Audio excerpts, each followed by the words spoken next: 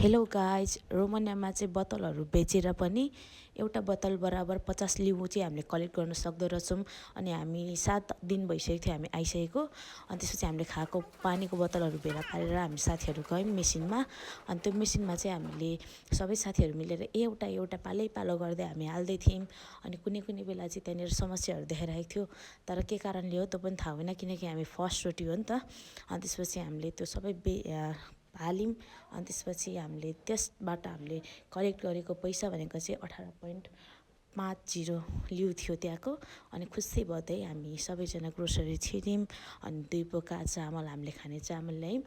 अनि बाँकी रहेको पैसाले फेरि प्याजको पत्ता पनि लियौँ।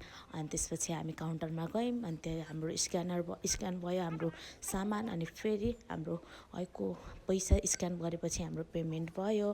अनि हामी खुसी हुँदै घर फर्क्यौँ। By by.